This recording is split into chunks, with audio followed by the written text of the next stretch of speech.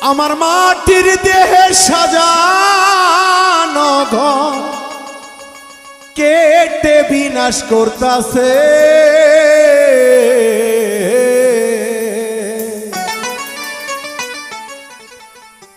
আবার মাটির দেহে ইঁদুর ঢুকেছে।